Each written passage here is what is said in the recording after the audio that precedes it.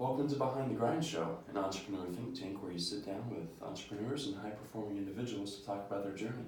My name is Jimmy O'Donovan, and I'm sitting here with my co-host, Tucker Massey. What's up, everyone? So Behind the Grind Show is sponsored by Long Hollow Creatives, a boutique co-work and co-op studio space located at 700 North Gillimard Street. Today on the podcast we have Chris Roney. He is the owner and founder of Ace Unlocks, which was established all the way back in 1999. Ace Unlocks has been serving the greater Pensacola area for over 20 years. They're a locally owned and run locksmith company, and their prime mission is to serve the Pensacola community with the highest possible standards. Chris, how you doing this morning? Doing good. Hey, good morning. Thanks for joining us. Thank you. Yeah. So how about you give the listener a little background on yourself and Ace Unlocks? How'd you get started? It's funny, things are born of necessity, right? Right. I was a college student, and I went to UWF. I think I graduated. I can't remember. So many people ask me, like, when did you graduate? It was about 92, I think. 90. Was it 92? What? How old would I have been? 92. Well, Can you dub this out? I real quick? wasn't. I was born in '94. So. Yeah, I do the math. At any rate, so we were trying to come up with a business. I had recently I played golf, like I said, from North Carolina. I played golf. I was a North Carolina state champion. Thought my life was going to be about golf. Mm-hmm. Hurt myself, and it basically destroyed my wrist. And so it wasn't good. It was bad. Playing golf? Yeah, of all things, right? How do you hurt yourself playing golf, right? That's another story. So, at any rate, I was sitting down with another guy that I was playing golf with. He's my business partner with Ace Unlocks. His name's Charles Stead, and we just knew we wanted to work for ourselves. That was the main thing, that we didn't care what we did, right? Which is so strange to even think. Normally, I think people it finds them, and they know what they want to do. Right. Ace Unlocks, I call it Ace Unlocks. We thought about doing. We had all kinds of different. We could sell shirts. We were doing embroidered shirts. We were also going to do vending machines. We were Just like every other entrepreneur. Right. We came up. We had different ideas, and lo and behold, Chuck, my business partner, was a tow truck driver before he came to UWF. He was, he was older than me. Obviously he still is. But at any rate, he knew how to unlock cars, or had unlocked cars. Yeah. Before, and so Legally, unlegally. Yeah, right. I know, right? Whoa. Yeah, I know. So we ended up. I'll make a long story short. We ended up working a deal with the University of West Florida where we would unlock all their cars for $20. Wow. Because we were close, right? We knew that we had run into a situation where the current company that was servicing UWF was charging $60, and that was back in 90. It was actually 99 or maybe even a little bit before then, and we thought, God, that's we're here, why not try it? So we actually signed a deal and penned it in with UWF, and we thought we'd unlock a car or two, maybe a day, possibly. Well, we ended up unlocking a lot more than that. We didn't realize, but it was happening 4 or 5 times a day in some cases. Right. Now, at age 20. $100 was more. $100 a day was more money than we had seen ever. You thought you were Ever killing thought it. about. Oh man, let me tell you. But Rolling in the dough. yeah, really. And instead of spending it, we began. What we realized is we started getting phone calls for people losing their keys, and we would have to turn those down because we didn't have any machinery. Service. Yeah, we were literally ran Ace Unlocks. It was funny. We ran it out of we ran Ace Unlocks out of the back of a 80. It was a 88 Mustang 5.0 Yeah. Nice. and a 89 Toyota 4Runner. And we didn't have any signage. We didn't. It's odd to say, and you don't, but the only reason we could even do it was because of technology. We were able to, we started Ace on Locks with a pager. Yeah. I still have business cards that show our sticker where we would put, and people would call they would call a pager. Imagine being locked out of your, but I mean, that's what you did back then, right? I mean, so they would call a pager and we would call them back and come find them. That's awesome. And then we went to cell phones. And so we thought that was, when we got our first cell phone, we really thought we were something special. Oh, shit. Oh, man. Oh, man, that's a... So, at any rate, we, looking long term, we knew that we needed to learn how to cut keys, and there was no one to teach. There are no schools. Right. Even now, there's no schools for locksmiths. There's no YouTube You either. could, right, that's right, back then there was nothing, YouTube. right. So, it's funny to say that, but actually, you think about that, there was no YouTube back then. Yeah. Think about it, it's just a It's normal crazy. thing now. If you don't know how to do something, you just go to YouTube. Google it. It's Google.com, there, right? I mean, you can even find it. There's so much stuff out there. What blows my mind is how far we've come in such little time. In half the time. Yeah. So let's feed off of that. So, in 1985, there were 0 cars with computer chips, modules, anything in them in 1985. In 2005, you were starting to see the emergence of people like the convenience. They like power locks, they like power windows, they liked fuel management, so you began to see the dawn of what we call transponders. People call them computer chip keys. And that was really what kind of springboarded Ace on Locks. I remember being at, we cut keys at an auction, a local auction here that sells cars. And I remember thinking, the cars would come in without keys because they were either repossessed or for whatever reason the keys were lost.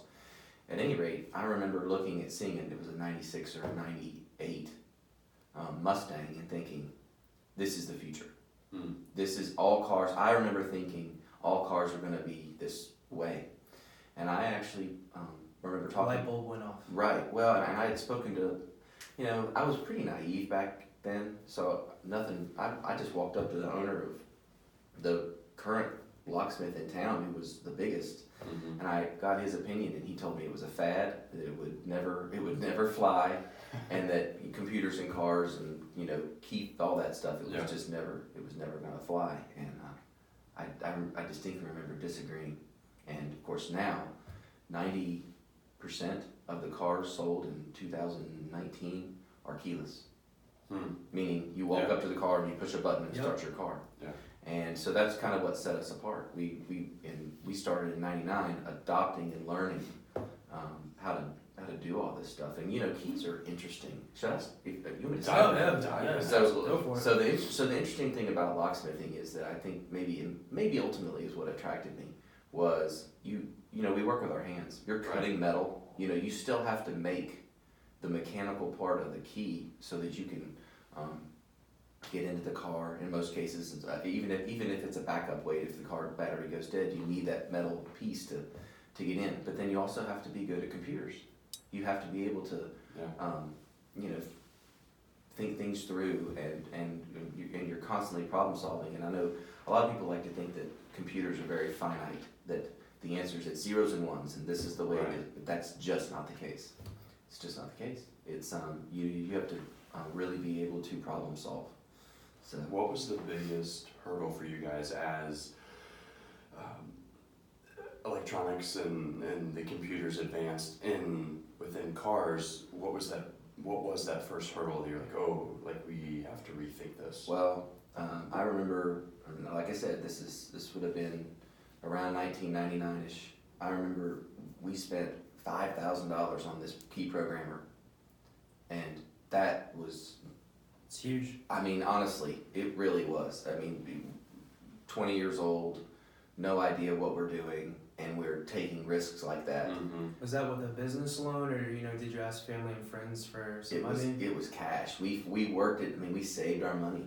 That was lockouts. So you were investing back in the business. Yeah, that's what we did. We invested. We bought. We only spent what we had to. I mean, I distinctly remember eating grilled cheese and tomato soup Yeah. a lot. Yeah. And but we didn't care. Right. Was there pizza rolls back then? Yeah, I That would mean, be, it was eating a bunch of pizza rolls. It was, yeah. I mean, it was just we didn't care. I don't know. I'd look back. I'm not sure I could do it again. I don't know if somebody said, could you start another company? I don't know if I could do it again because I look back and we really did Start another business the way you did. Oh man, yeah. From the ground up. There's I wish I brought it. I should to show you, but I remember there's a picture of Chuck and I on the front of the UWF newspaper.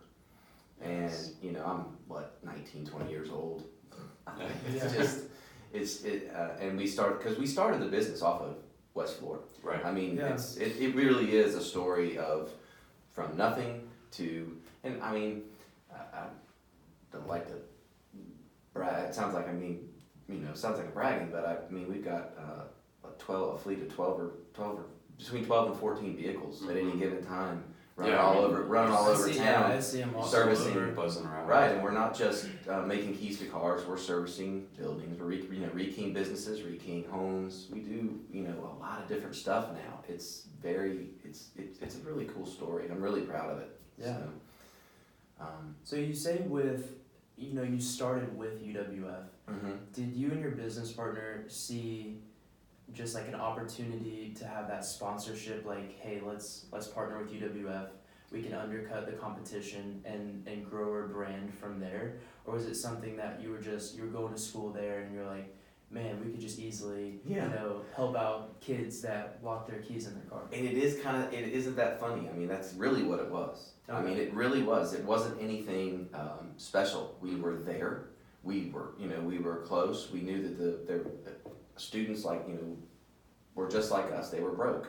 Right. And we felt like $20 was fair. We just plucked that number out of the air. Yeah. And looking back, we were wrong. We were. The only reason that number was doable was because I didn't have employees. I wasn't paying. Right. There was no right. overhead. Right. We were hungry. Right. We were just we were hungry. We paid taxes, but that was about it. We didn't. So Ace Unlocks now is a lot larger, and we have overhead and we have things that. Right. So and also lockouts have gone up just in general because of the cost of everything has gone up a lot in the last 20-something years. Right. So lockouts where they used to. I remember even then we would drive to wherever we needed to drive to and unlock a car for $30. So for an individual, now it's 40. Now it's 45. Right. Yeah. But I will tell you that as long as I own the company, I've said this, as long as I own the company, I still only charge $20 out of UWF. Yeah. If you're a student. That's awesome. If you're a student and you lock yourself out of the car, you will not pay more than $20 to unlock your car. So building off of that UWF partnership, and that was successful, that worked for you guys, did you build on top of that and say, let's go out to PJC at the time or another major business and let's have a partnership with them and build your company like that? We did, yeah. Actually, we went to, exactly what you're saying. We thought, well, this was a good partnership. Let's try. We actually did a deal with Cordova Mall. It was owned by a company who and they couldn't sign a contract, but we more or less we made a verbal agreement. Okay. And oddly enough, this is kind of fun. So we were unlocking cars for Cordova Mall a lot, and then the airport back then. We also did the airport and a few other places. Whenever we could. Those are big clients. I remember being really young. I actually saw Jack the other day. I was a young man. I went to Seville Quarter, and Jack Williams was in charge of Seville Quarter back then, and he helped us along. We didn't sign a deal with it, but he made it so that the Mitchells basically began to call us to unlock cars at Seville whenever. So I became friends with all them. So it was really cool. At any rate, we were unlocking cars at Cordova Mall, and then we had the opportunity to rekey Cordova Mall. Oh wow. Wow. Now we had rekeyed a few locks Right. by then. We had gotten, but most of it had been residential, some business, but you were only talking maybe 2, 3, 4 locks. Mm-hmm. Well, this was 400.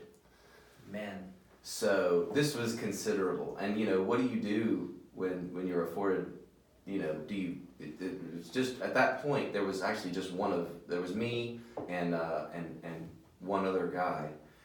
Chuck had. Let's see. The first time we rekeyed Cordova Mall, Chuck was here. The second time we rekeyed it, he was gone. Okay. And so there was just two of us rekeying the whole mall, and we really, at the time, I look back, I think, God, we really didn't know what we were doing. Yeah. I mean, we knew enough, and we did it the Ignorance right is way. bliss, right? It really was, but it was just an interesting time. It really, you don't know what you're capable of until you're put into that kind of situation. Right. But I can remember we rekeyed Cordova Mall. It took us, it was like, I forget, maybe it was 320 locks or something like that. And we did it in about a week. Okay. And that was pretty amazing. 2 people. That was, two of us. Yeah. There's a little maze back there. It was really fun. So starting off, we've just talked about UWF.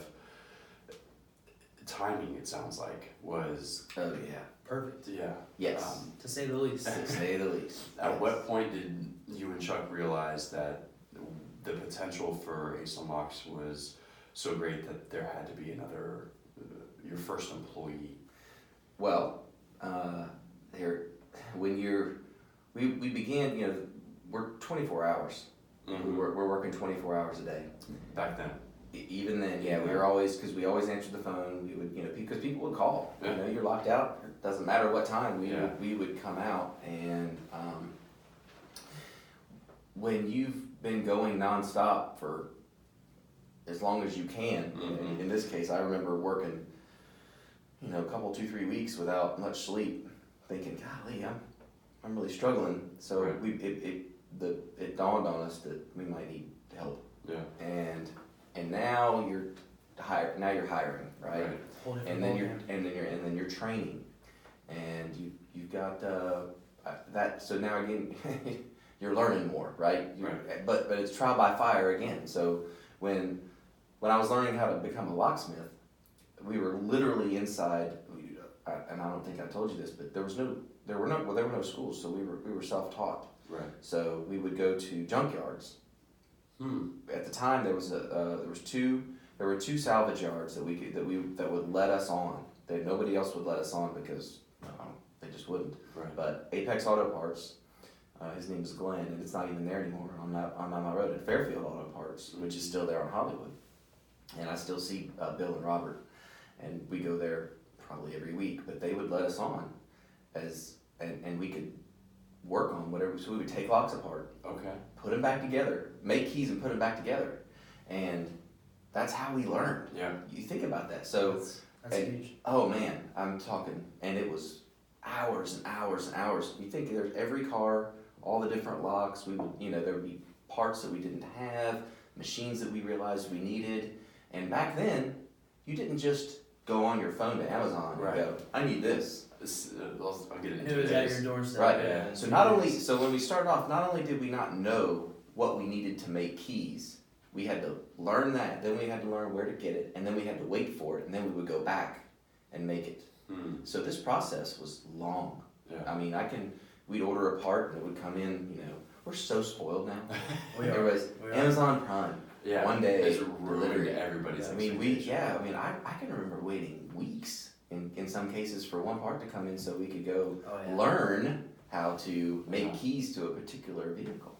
So it's really crazy. So fast forward, we trial by fire on how to make keys. Right. Trial by fire on how to train and train employees and really begin building a business. And I gotta say I was probably lucky on that as well. I mean, I don't know if I was just too dumb to quit. Yeah. But I mean, I hate to sound that rudimentary. Stubborn, maybe. It may be stubborn. My wife would call it stubborn. Yeah. But there was, you go through these phases it's just phases of growth. I remember hiring my first employee. My first employee still works for me. Really? Yeah, his name's J.R. Welsh. Yeah, he's great. He's maybe one of those naturally gifted with his hands I've ever seen. I'm not that way. I have to do things multiple times. I remember I showed JR a thing. I could show him one thing one time and he had it down. Yeah. It's impressive. It's still impressive. Anyway, I look at the growth from one employee and then another and another, and you begin to, I don't know if y'all are old enough to remember. I remember going out and doing work for World Ford. Okay. World Ford at the time was owned by a gentleman named Ted Ciano. I don't know if you've heard of that name. Yeah. Okay. So, Mr. C, as I called him, and everybody didn't know him really well, called him Mr. C. He walked up to me and said, "You need a building. You are," he recognized it and I didn't. Yeah. And so I had never crossed my mind ever to own I just didn't see it. I didn't see people aren't going to come to a building and have keys made. Right. So I couldn't, and Mr. C's gone now. He passed away, and he passed away before I was able to get the building built. But I bought the property from him, right on Airport Boulevard. Yep. And man, I'm proud to say that we service probably between 40 and 60 people a day come in there. Wow. It's amazing. Now it might just be a $3 key, but a lot of times it's for, if you're driving a car now, your keys will be between $45 and $100 or $245 depending on what you're driving. So there again, I was wrong on that. He was right, but I listened. I don't. We all have egos. Right. We do. Yeah. But I think there are these seminal moments in your life where you hopefully you're able to identify them, and I can look back at several of them in my life. I had one. I would say one of the most recent ones was with a guy everybody knows here in Pensacola. His name is Quint Studer. I was going through a period about 8 years ago where I was questioning Ace Unlocks. I was struggling with it. We Burnt out? Yeah, I was going through something, and I didn't actually know Quint. My wife had got to know Quint, and through business and whatnot. I met him. I shook hands with him, and I just kind of passed. He knew I owned Ace Unlocks, and he was really kind. That was really interesting about I don't know if you've ever met and talked with him, but he's a really fascinating guy. Oh, absolutely. He's written lots of books, but he knows a lot about business. And he asked me, he said, "Well, you want to sit down and we'll talk about, what it is you're going through." And he really helped me I don't want to say repurpose but recreate a vision for what Ace Unlocks has become today. Look at it from a different angle. Yeah, because I think we get stale. It's not that the industry is stale; it's that you're stale. Right. You've been doing it so long. You're going out to cars. You're working in the business and not on the business, and looking at it from different angles. So in a really kind way, he kind of put it on me. He was like, "Hey, you need to relook at this and this." And I remember here again, it's like anything else. You get kind of it's your ego kicking in. Yeah. But I listened, and man, things he couldn't have been more right. I mean, there's a reason he's written so many books and sold his company for millions and millions of dollars and built a stadium and whatnot. So I hats off to him. That's amazing that you've had two just high performing entrepreneurs sort of help you look at your business from a different angle. Has there been any other experiences that you've had Oh my gosh. to where you had to sit back and someone said, "Hey, why don't you do this? Why don't you provide this service?" And it just sort of totally changed your outlook. It's everybody in a different way. Pensacola is interesting, right? Yes. This is a neat. I think And if you're a growing. business owner, Quint, he realized it a long time ago, maybe before anybody else, right? Doing the downtown area. There's lots going on here. It's a very interesting time. Really is. Entrepreneur is on the high right now. Yeah, you've got people who have been here for years and years and years that who love Pensacola, that have been providing. I don't think people realize we're in a building right now. We were just talking about it. Building it's still here. Would you say it was 1900? So yeah, the 1900s, and it's still here, and we haven't changed it, but we repurposed it and made it, workable. Right. So you've got businesses here like perfect example, Lewis Bear Company. It's the longest standing. They sold groceries through Prohibition to survive. You've got on the opposite end of that, you've got App River, who has come in and started elevated Pensacola. all in Pensacola, and then you've got all this other stuff going. You've got these great minds, people who care so much about our community. I think that's what I love. So you've got Quint, you've got John Peacock, and there's so many guys that are. I shouldn't say guys, it's people. Right. It's my easy there. Yeah, I know, right? You gotta be careful. Sorry, I'm. But at any rate, I think I get a lot out of it. Mm-hmm. Yeah. I don't look at it. I'm a small business. I will always be a small business, but I don't look at myself as being successful. I don't. But I guess you get around other people and you begin to talk and you realize that it's the community. Mm-hmm. So that makes you successful. And so I'm a big. That's very much a Pensacola. It is. Pensacola It thing. is. I really believe in keeping our money local. Mm-hmm. Jenny and I 100%. practice. We practice what we preach. In that, it's. And I'm not going to go into a long rant about it. Right. But I believe that, and it's just a special place we live in. There's a lot of talent. There's a lot of good people that, and they're constantly giving back to this community. It's a powerhouse. Mm-hmm. Pensacola is. We like to say we live where people vacation. Because our beaches are great. We absolutely do. But Downtown is thriving. But our community is great. Yeah. It's not just the beaches. Right. It's a special place, and I'm proud to be here. So let's take it all the way back. Sorry, we got off on a tangent. No, No, yes, we no, know. this has been great so far. So there's a lot of progression. There's a lot of momentum, a lot of positivity. Let's kind of talk about the failures, the negatives, the stresses, stuff like that. Lots of that. Yeah. I had lots of What that. did you go to school for? So, business management. I graduated okay. at UWF. It took me 5 years, but I got through. I got my degree in business management. Hey, they don't on your degree. It doesn't say how long it took. But it was a C average though. I made it by the skin of my teeth. Okay. And I knew I didn't. A lot of my buddies went back for master's degrees. And Yeah. That just wasn't my thing. Right there with you. Yeah, Right there with you. but looking back, do I wish I had? Yeah, might I go back? I probably, if I had the time, I might. I really enjoyed UWF, and man, UWF has changed a lot. Yes. Have you been there recently? Oh yeah, It's nuts. I go there frequently. I'm on the foundation board there, Okay. so it's we get to do a lot of cool stuff. Like I'm on the grant committee, so we basically I said grant committee. Sorry, it's a scholarship. We have look at kids who want to travel abroad. We do various things. We help them see if we can allocate money so they can travel to. Awesome. Oh man, it's a really great. It's fun. I enjoy it. So, and we get off on a lot of tangents here. Yeah. That's part of it. It's very easy to. So, but getting back to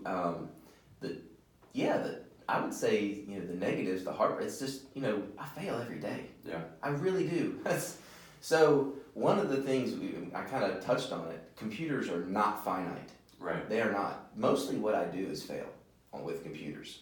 I'll give you a quick example. This is in between the years of 99 and 2003, Toyota made a big mistake with their cars and their keys. If you lost your keys, you couldn't go to the dealership and have a key made without having the whole immobilizer replaced. And that was, you said 99 to 03? Yeah, Okay. yeah. So this was about $1,000 mistake if you were a Toyota owner. Yeah, so it's a big deal, right? Yeah. So we discovered a way to make the keys for half that, not even less than that.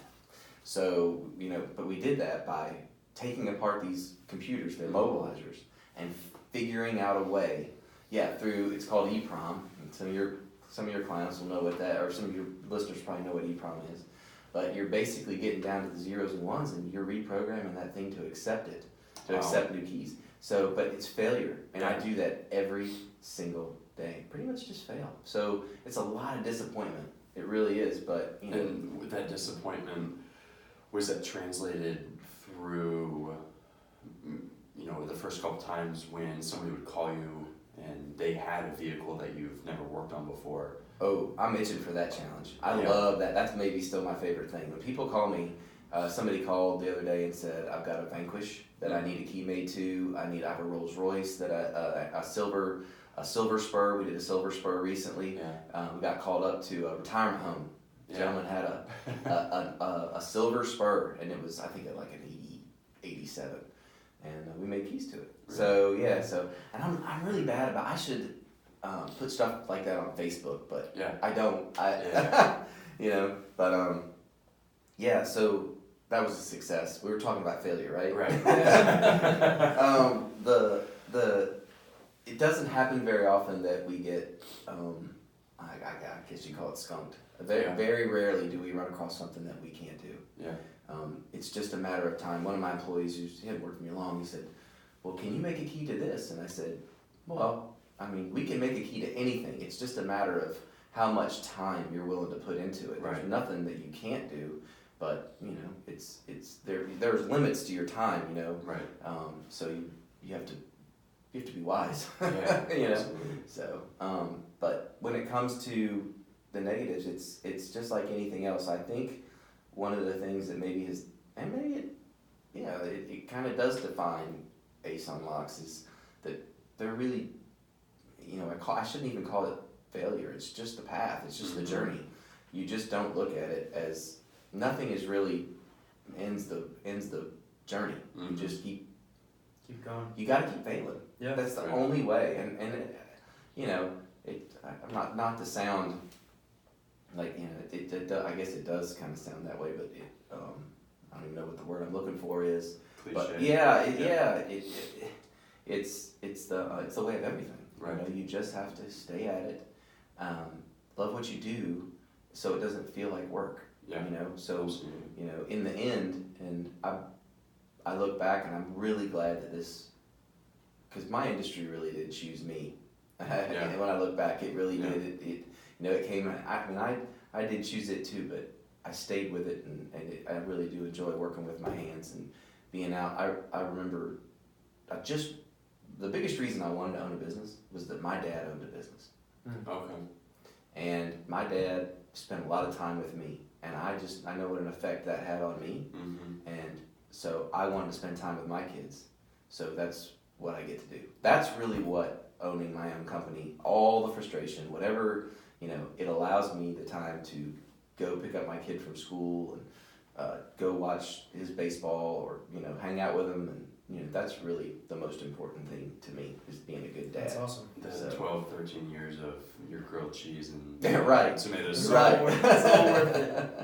So, So someone who's starting a business today, entrepreneurship is on the rise. The economy is great. it is. What's one piece of advice that you would give an entrepreneur that is going out on their own, whether they're, you know, working for a business and just quitting and, you know, start their great idea? What's a piece of advice you would give them? One piece of advice. Well, I mean, I don't know. There's a lot. There's a lot I could say, but I think the one, it's kind of just what I just said, is that you better love it. Mm-hmm. We'll make this a two-part answer. Yeah. You better love what you do because there's going to be times when you're going to want to quit. Yeah. I can't tell you how many times you're going to want to just not get up and go to work. Right. And unfortunately, you know, we live in a time where, and I have to reiterate this to my guys all the time. If you're not 100%, if the people that are coming to you, we're performing a service. Right. You know, there's no higher calling than service. Now we get paid to do that, but when you go to somebody's house, they're calling you to their home or to their place, and they're trusting you to do the right thing and do your best. So I treat everybody like I want my mom treated. You know, that's kind of how I look at it. And I try to drive that point home to my guys. If they're not 100% satisfied, you failed. And I realize I'm a perfectionist. This is one of my biggest flaws. I will never be able to satisfy 100% of the people 100% of the time. Right. But that doesn't stop me from trying, right? So, and there again, I learned that from. It just sounds so unfair, right? That seem unfair, you know, to be judged that way. But that's the way it is. If they don't walk out 100% satisfied, they're not. It's and now with the dawning of Google reviews and Facebook reviews, and we are reviewed and judged daily, sometimes moment to moment, and it's difficult. And those reviews are so easily accessible. I got reviewed. There's a review on Ace Unlocked's webpage right now. I'll tell you.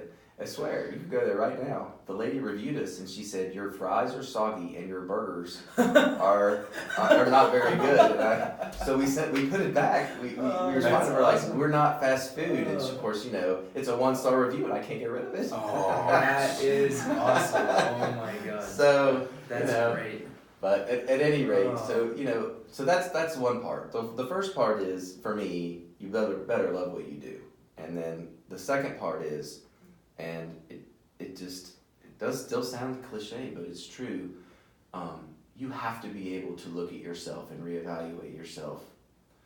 Sometimes at least on a monthly basis, and be very honest with yourself. I believe that people fail. I think that businesses fail because they're unable to be honest with themselves about what's going on right now. So, an example of that is. In like I said, in 99, we were working on cars that were, you know, 96, 97, 98, and I saw transponders, the computer chips becoming a part of, a daily part of your life. Yeah. So it was a gamble, right? And I gambled right.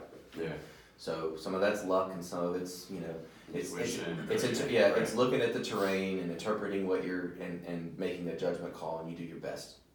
Well, I'm looking at it now in a very different way because, and you learn to look a year, 2 years, but really you need to be looking 5 to 10 years, and you got to be honest with yourself about this, right? What's like my industry? I mean, if you think about it, people are using their phones now. Phones have become, they're calling it the fifth main limb. You know, people don't go to the bathroom without their phones. I mean, they're taking their phones. Get on Facebook, man. So you're seeing exactly. So you're seeing phones become keys. Yeah. And the technology isn't good enough yet because you can. I don't recommend the keyless car for your phone yet, but I mean you're not gonna have a choice. It's coming. Right. But it's still hackable.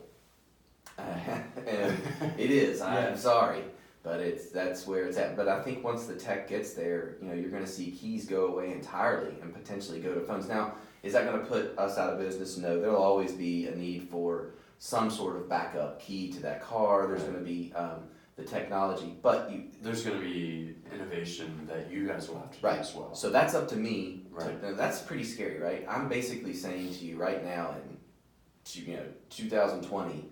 I could be out of business 10 years from now easily if I don't, but I have to accept that. Right. It's not going to change the facts. That's what business is. You have to be able to look at yourself in an honest way and say, okay, this is the terrain. What are you going to do? Are you just going to sit here and let it happen, or are you going to be proactive and become a part of what's going to happen? So that's my. I guess it ended up being a long answer to a very simple question. Yeah. So that's pretty much it.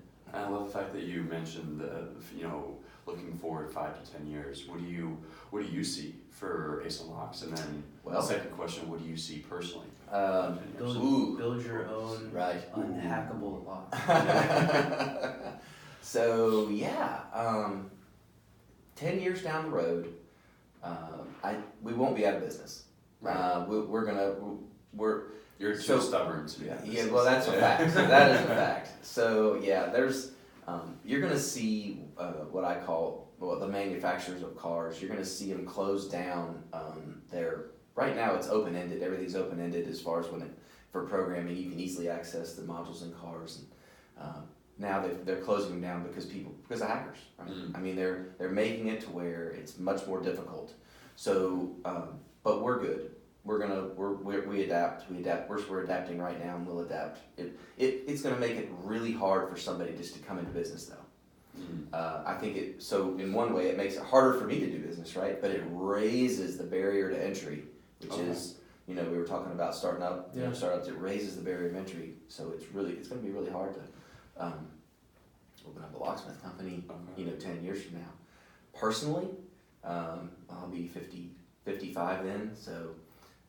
Kids will be graduating high That's hard to imagine. It is. But it's happening quickly.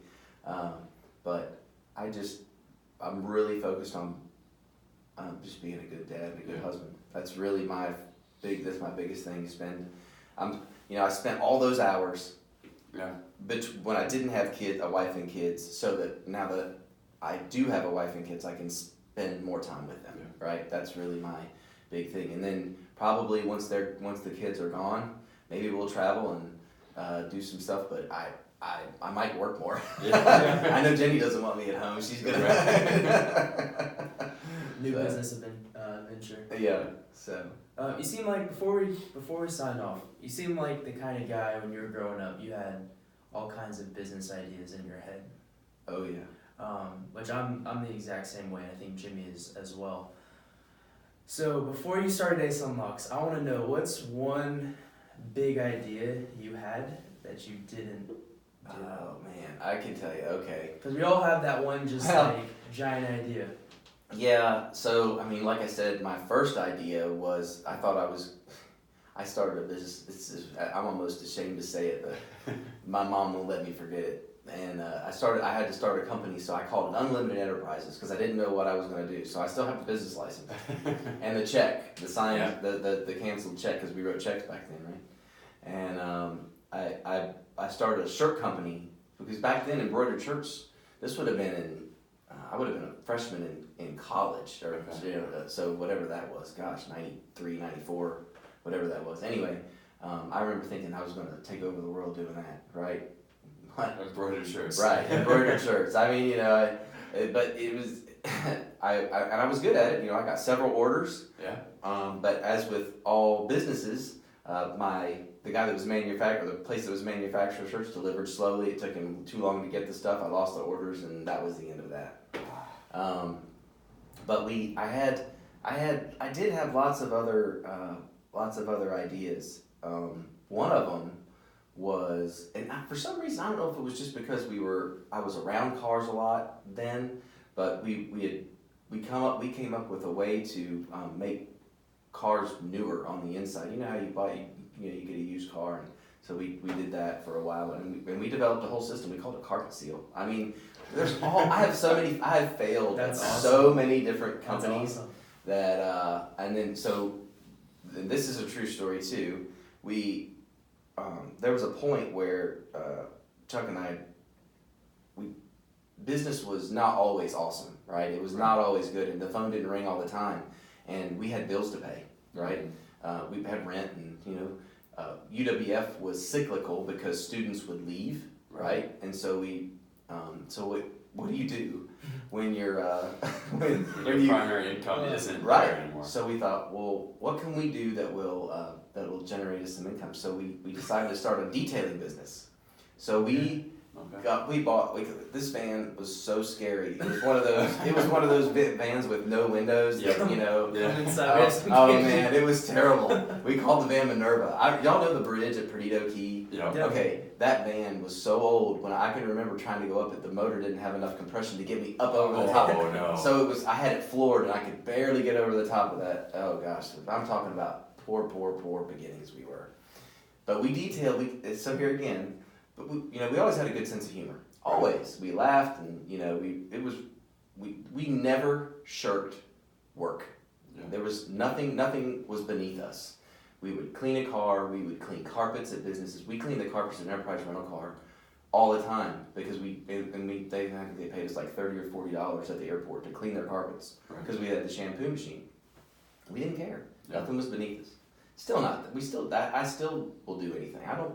Great mindset. Right. Yeah. You just work. Just don't feel sorry for yourself. Get out and work. Yeah. Don't. But at any rate, so we're cleaning cars. Well, we got really good at it, and I developed a means, and it still works. And it's funny because I see guys cleaning cars all the time, and they're working, and they're not doing it the way I would do it. Right.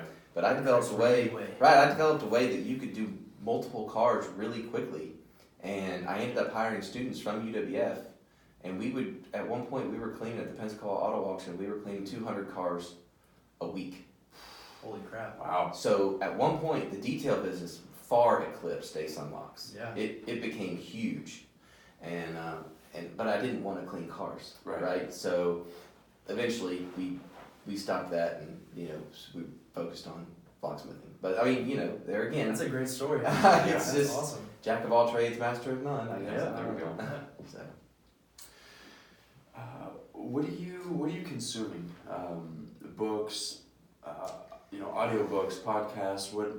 What's something that is your? what would I like to consume, Yeah, or I was what gonna do say, I we have consume? There we go. Yeah. There we go. So I love to read books. Self-help books were Okay. always my thing, and so, but I don't have as much time to read those. I still do read them, especially like Quint writes a lot of books. I was about to say his new leadership book is The it's busy really leader. Yeah. Did you read it's the busy really- leader? yeah, It's it's really really good. I good. think the busy leader handbook. Yeah. Yeah, it's really good. Another great book of his is it's called the Great Employee Handbook, Yes. and that really will change your mind or it changes your how you think about your employees and how. So that was really cool. There's several. He's got one on changing culture. He's really talented. But I would love to read more of those, but I don't have time. Right. So right now, our industry is changing so fast. I get up pretty much every morning, but about 5 o'clock in the morning. I spend between 5 and 6:30 reading about our industry. It's changing sometime. I don't want to say daily. It's not changing daily, but it feels like it. Right. So I'm just doing my best to keep up right now with the tech. Mhm. Because it's incumbent on me to do it. Right. I mean, I do have. There are guys that work for me that do as well. Thank goodness. Keith and Jake both really work hard at keeping up, and John. Oh my gosh. So I've got there's a whole other division of Ace Unlocks right now. I call it a division, but it's basically John making Mercedes and BMW keys. So this was the holy grail because you couldn't make Mercedes and BMW keys. So now John is making them all the time now. So it's keeping up with that tech that, man, it is. Right. As a business owner, you have to do that. You got to. And so here again, you're identifying, you're looking ahead, you're looking a year, 2 years, 5 years, 10 years. Yeah. You're seeing where you have to go, and you have to, then you also have to decide, it has to be profitable, right? Right. You have to, if you can't make money at it, then you have to be careful where you put your resources. You put your resources in the wrong place, and you'll be out of business very quickly. Yeah. So, but yeah, so I don't know if that answered your question. No, it did. Yeah. That was a great answer because as an entrepreneur, a business owner, that's what you have to do. You have to stay evolving, changing, looking at your industry, what's coming down the road, what's in the future. It's a great answer. My favorite self-help book is still Dale Carnegie, How to Win Friends and Influence People. Yeah. Yep. Is that the one you would recommend? Well, for somebody that's starting out, actually, so I was a nerd in school, right? And I didn't have any friends. I was an only child, so I didn't. Right there with you. Right. So my boys have themselves, and so they're more socially developed. Right. I wasn't very socially developed, so I had to learn it. Mhm. Fortunately, I ran across this book. I thought, well, gosh, that's just how my brain works. So I didn't have any friends. Imagine this. I think I was in 6th or 7th grade. How am I going to learn? How do I find out how to get friends? And I found this book, How to Win Friends and Influence People. I mean, come on. Oh, Right. man, It's this is just golden. so right. It was Yeah. the answer. But it made total sense. I remember reading. I'll never forget the first line. It's within the first few pages. The most important sound to any human being. What's the most important sound to any human being? It's their name. Remember their name. You remember somebody's name, and they will remember you forever. You meet somebody one time and then don't see them again for a year, and you walk up to them and go, "Hey, Jimmy, you're gonna remember me." Because it matters. So. And good little piece of advice. Oh yeah, That's a great piece of advice. that, and then there's also being genuinely interested in others. People. I get asked, how do you? And I'm not great at social interaction. It's not. It's not second nature to me. I have to work at it, but so I remember being uncomfortable in those settings. And I didn't know what to do. So then you ever have that moment with somebody that's just socially awkward? Yeah. You know that we were not. You're just like that's Tucker 100%. Until I have coffee So- or something to get me going, it's like, yeah, man, it's So hard. I've learned, and I learned in that book all those years ago that Sounds like I you need to read it again. you become genuinely interested in somebody else, and they'll carry the conversation. I'm not trying to manipulate it. It's just that I don't know what to do, so I've learned how to adapt, and so you listen, and funny thing happens when you begin to really truly listen to people instead of waiting for your turn to talk. You can develop a really good relationship with just about anybody, and really begin to understand what makes them tick, and in turn, you'll begin to realize what makes you tick. So it's pretty cool. That's Great awesome. book. Anyway. Last question before we wrap up. What is one thing that you could, if you could go back and tell the younger you, piece of advice? Ooh, Make sure you take a left, don't take a right. that's a good question. I had to go talk sense to me. I would say, you probably laugh at this, but this is the God's honest truth. If I had to go back and talk sense to myself, I would say, don't take yourself so serious. Yeah. I really ruined a lot of good moments by being too serious, and I think maybe I closed down some real opportunities. Not that I didn't eventually. I love where I'm at. I'm grateful for everything that I have, but I wonder sometimes had I been more present. See, I think that when you become angry and you I don't want to call it blackout, but you gray out, and because you're so into yourself, because you're not getting things the way you think they should be done, right? Yeah. So if I had taken myself, not been so serious and been more open, I think I would have seen more opportunity, And so I'd say, don't take yourself so damn serious. Yeah. Enjoy the ride. It was, because it really is fun. I look back. I really rely on my friends. I'm a terrible storyteller, and my memory is awful. I'm the exact same way. Wow. But my friends remind me. They'll come and they'll go, "Oh, do you remember this and that?" I'm like, "No, I don't." But now when they begin to tell the story, I realize, God, they had a lot of fun. This was a fun moment, and then it helps me remember. Oh, I think I did have fun. Yeah. But it's just I was taking myself so serious that. Yeah. But that's just who I am. It's kind of my DNA. So. Maybe I'm still that way. My wife probably would tell you that. Yeah. I take myself too serious. Yeah. So thank God for her. She's definitely the better half.